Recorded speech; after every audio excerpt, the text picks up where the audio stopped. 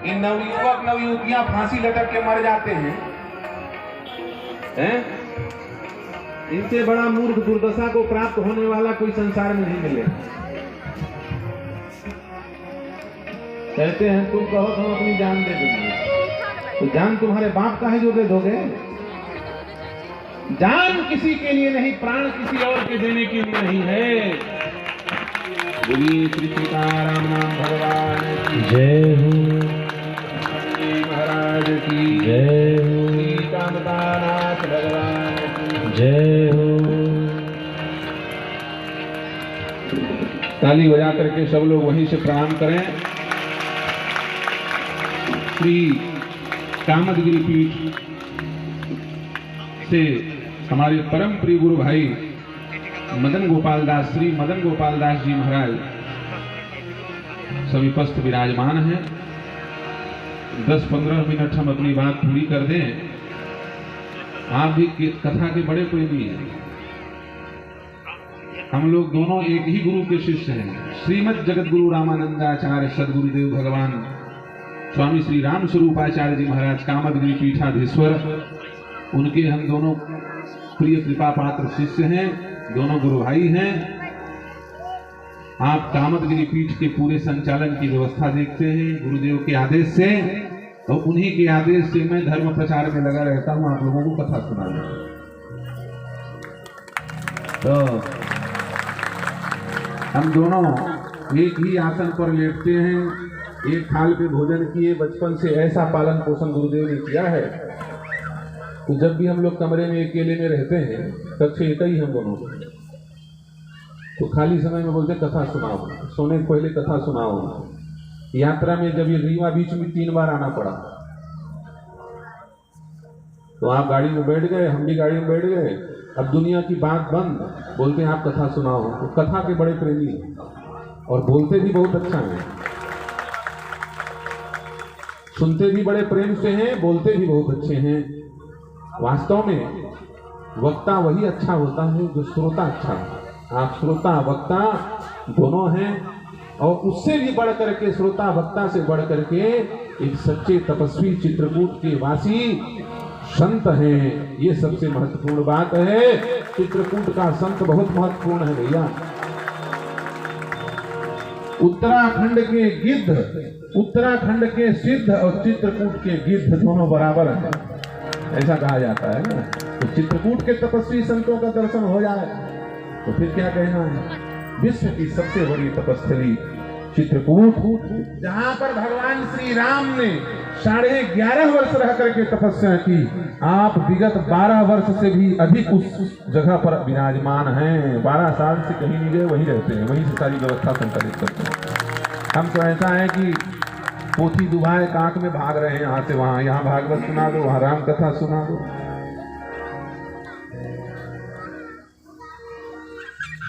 आप मंच पे विराजमान हैं, बड़ी सुंदर बात। प्रसंग पूरी हो जाए, फिर आपका विधिवत सम्मान करके थोड़ा सा आशीर्वचन आप लोग आपके मुखारबिंद से भी श्रवण करेंगे। और आज कुछ सम्मेलन भी होने वाला है ब्राह्मणों का, कोई बात होनी, ब्राह्मण देवता बैठे हुए हैं, तो वो प्रक्रिया भी होनी है। तुम थोड़ा जल्दी वाणी को विश्रामित कर देते हैं, ठीक है? तो वो बात भी पूरी हो जाए, सब लोग सुन लें, क्योंकि अतिकाल होने से धैर्य टूटने लगता है, खास करके माताओं का। क्योंकि भाई सबको श्रद्धा तो खूब है, श्राद्ध तो यही कराती है सब। बिना खाए श्राद्ध नहीं होता ना, आत्मा का श्राद्ध रोज करना पड़ता है, तो बिना इनके कुछ काम हो नहीं पाएगा। चर्चा चल रही थी, शब्द कुछ और हैं, भाव कुछ और है। दशरथ जी चाहते हैं कि कैकेयी राम को वन न भेजे, लेकिन बोल क्या रहे, भेज दे। दशरथ जी चाहते हैं राम से अलग ना हो, लेकिन बोल रहे हैं राम से अलग हो जाए। चोर को चाबी दे रहे हैं अपने हाथ।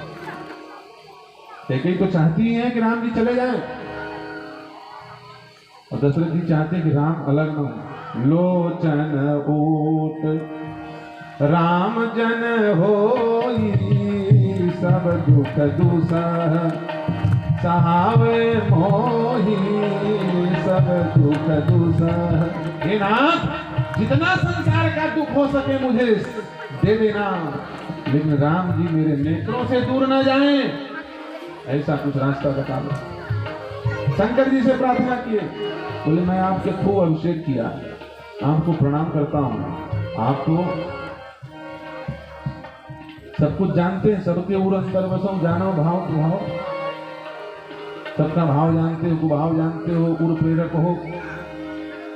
आप चाहो तो ऐसी मति दो राम जी को कि राम जी मेरी अवज्ञा कर दे। बचन मोर तजी रहि गृह, परिहरि सील सने। सील को छोड़ दें और अयोध्या में रहें। सील कौन है? दशरथ जी मानो कह रहे हैं,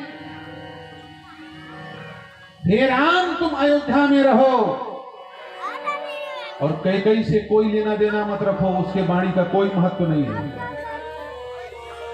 परिहरि सील, सील कौन है? हमने परसों सुनाया था राम जन्म के दिन। सील कौन है? शोभाशील तेज की खानी, शोभाशील तेज की खानी। शील की खानी माता कैकेयी। बोले तुम सील को छोड़ दो, माने कैकेयी से अलग हो जाओ, उसके वाणी का कोई महत्व नहीं, वो तुम्हारी मां नहीं है, तुम्हारी मां कौशल्या है। और मेरे बात को मानने की आवश्यकता नहीं, तुम मेरे नेत्रों के सामने रहो, भले मेरी बात मानो चाहे ना मानो। इतने प्रेम में व्याकुल हो गए। समय को भी छोड़ दो, भाई भरत है ना, बहुत प्रेम करते हो भाई से, मान लो कैकेयी और भरत का सम्मत होगा तो भरत को भी छोड़ दो, लेकिन मेरे नेत्रों के सामने से मत अलग हो, दूर मत जाओ, चाहे जैसी स्थिति हो। राम को अपने सामने रखना चाहते हैं, अंदर की भावना है। लेकिन सारद प्रेरिता सुमति फेरी, सारद प्रेरिता सुमति फेरी। मति उल्टा पुल्टा बुलवा रहे। कैकेयी ने मांगा है राम जी वन को चले जाओ, और दशरथ जी भी कह रहे हैं कि लो पुत्र को मांग लो, जो करना करो। प्रिया प्राण सुत सर्वस मोरे, प्रिया प्राण सुत सर्वस। हे प्रिया तुम दुखी मत हो, कैकेयी को भी मनाने में लगे। हे प्रिया तुम दुखी मत हो, तुम रुष्ट मत हो, तुम नाराज मत हो, तुम जो मांगोगी वो मैं दे दूंगा। प्रिया प्राण, प्राण मांग लो। सच बताओ, ये प्राण किसी दूसरे को देने की चीज है? ये प्राण तो केवल प्राणपति के लिए है, जीवात्मा का भोक्ता केवल परमात्मा है। संसार के लिए प्राण हमको नहीं दिया भगवान ने, संसार के लिए देह दिया, शरीर है, इससे रिश्ते नाते हैं। प्राण तो केवल प्राण के लिए, प्राण श्री सीताराम जी के लिए, उनके लिए जीव है, संसार के लिए सौदाबाजी करने के लिए हुई। मुंडकोपनिषद में कहा गया, नवारे ज्यायाय कामाय प्रिया प्रियम भवति, नवारे ज्यायाय कामाय वित्तस्य प्रियम भवति, आत्मानस्तु सर्वं प्रियम भवति। आत्मा सबसे ज्यादा प्रिय है, वो व्यक्तिगत है, पर्सनल से पर्सनल चीज है, इसको किसी को नहीं दिया जा सकता। इसको तो केवल परमात्मा के लिए दिया जा सकता है। उसमें समाने के लिए आधार कार्ड है, पिन कार्ड, एटीएम का पिन कोड है, इसको किसी को, पत्नी को भी नहीं दिया जा सकता। ये तो केवल राम जी के लिए है, इस पे कोई लेन देन समझौता नहीं चलेगा। लेकिन पत्नी को देने को तैयार, प्राण ले लो। प्रिया प्राण सुत, बेटे को देने को तैयार हो गए। राम जी कौन है? सुत है कि नहीं? कहीं ने कहा चिंता मत करो, जो आप बोल रहे हो वही मैं मांग रही हूं। आप कह रहे हो कि सुत दे दूंगा, और मैं भी तो सुत ही मांग रही हूं। राम को वनवास भेज दो, राम को बनवास प्रिया प्राण सुत सर्वस। अच्छा सच बताओ, सर्वस आपका सर्वस्व और देश के प्रधानमंत्री का सर्वस्व, दोनों में अंतर है कि नहीं? आप कहो कि मेरा सब कुछ ले लो तो 2-4-5 बीघा जमीन होगा, 10-5 करोड़ की प्रॉपर्टी। प्रधानमंत्री अमेरिका में जाकर कहे मैं अपना सब कुछ देने का, भारत माता जय सिया राम हो जाए, पूरा देश उनका है ना, वो देश के हैं, वो देश उनका है। तो राजा का सर्वस्व और एक व्यक्ति विशेष का सर्वस्व अंतर है। सर्वस्व मोरे, मेरा जो भी है सब कुछ तुम्हें देने, माने राजपाट सब कुछ देने को तैयार है, ये गलत बात। समाज का समझौता, समाज का क्रय विक्रय, समाज को आप किसी को नहीं दे सकते, समाज आपको देगा, लेकिन आप समाज को उठा करके किसी को नहीं दे सकते। आप किसी की गुलामी करो ठीक है, पूरे नीवा शहर को बोलो सब मस्तक झुकाओ, क्यों झुकाएंगे? प्रजातंत्र है, ठीक है ना? क्या बोल रहे हैं दशरथ जी? प्रिया प्राण सुत सर्वस मोरे, और इससे भयंकर शब्द कह दिया। तब भरत जी को बोलना पड़ा, भूत प्रतीत चोर की मरण काल विधि मती। हमारे पिताजी की बुद्धि थोड़ी गड़बड़ा गई थी, बुद्धि ब्रह्मा जी ने खींच लिया था, इसलिए उल्टा पुल्टा हो गया। मैं रहता तो ऐसे नहीं होने देता। भरत साधारण व्यक्ति नहीं है, बहुत गंभीर व्यक्ति है। इनके शब्द से ऐसी छोटी बात नहीं निकल सकती, जरूर कोई बात होगी तब ये बोल रहे हैं। भरत के समान कौन गंभीर होगा? राम जी की गंभीरता की मूर्ति ही भरत जी है, और राम जी के यश की मूर्ति ही लक्ष्मण जी है। रघुपति कीरत विमल पताका, दंड समान भयो जस। राम जी के आदर्श की गहराई भरत है, और राम जी के आदर्श की ऊंचाई लक्ष्मण जी है। ये बहुत गंभीर है, जल्दी कुछ नहीं बोलते, लेकिन बोल पड़े भूत प्रतीत, कैकेयी के सामने बोल रहे। मरण काल विधि मति हरे जी, क्यों? ये आखिरी शब्द खटक गया भरत जी। किसने बताया? महाराज आपके पिताजी ने कैकेयी जी के सामने कह दिया, प्रिया प्राण सुत सर्वस मोरे, प्रिया प्राण सुत सर्वस मोरे, परिजन प्रजा सकल बस तोरे, परिजन प्रजा सकल बस तोरे, परिजन प्रजा सकल बस तोरे। परिजन और प्रजा, ये दो शब्द खटक गए भरत। भाई पांडवों ने जब द्वैत क्रीड़ा हुई तो युधिष्ठिर ने अपने चारों भाइयों को लगाया दांव पर, अपनी पत्नी को लगाए, खासम खास थे, इनको दांव पे लगाया। लेकिन याद रखना, हस्तिनापुर वालों को दांव पे नहीं लगाया। ये नहीं कहा कि पूरे हस्तिनापुर को दांव पे लगा, प्रजा का ध्यान तो उन्होंने भी रखा कि नहीं रखा? प्रजा पुत्र के समान है, ये रघुवंश है। यहाँ पर शासक प्रजा को पुत्र के समान पालित पोषित करता है। राजा का बेटा उतना महत्वपूर्ण नहीं है जितना कि उसकी प्रजा उसके लिए महत्वपूर्ण है। याद रखना, बेटे को दांव पे लगा सकते थे दशरथ जी, सुख संपत्ति को दांव पे लगा सकते थे दशरथ जी, लेकिन ये जो प्रजा को दांव पे लगा दिया, कैकेयी को कह दिया परिजन प्रजा सकल बस तोरे। ये कैकेयी, ये प्रजा तुम्हारे वशीभूत है, जाओ।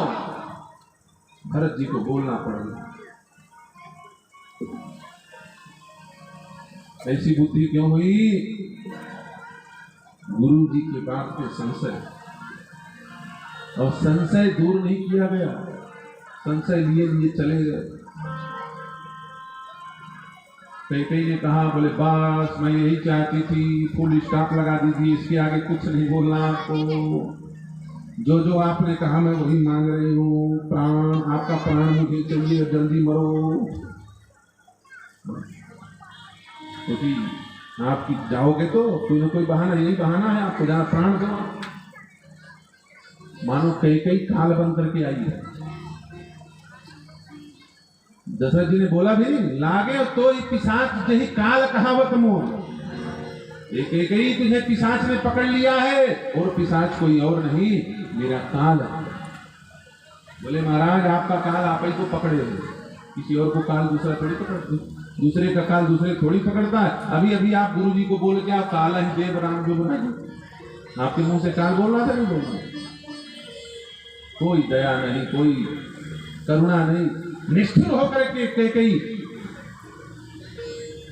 सर्पणी के समान फुंकार रही है, कठोर शब्द बोल रही, प्राण दे दो, शुद्ध मुझे चाहिए। राम राम को दो, क्या करोगे?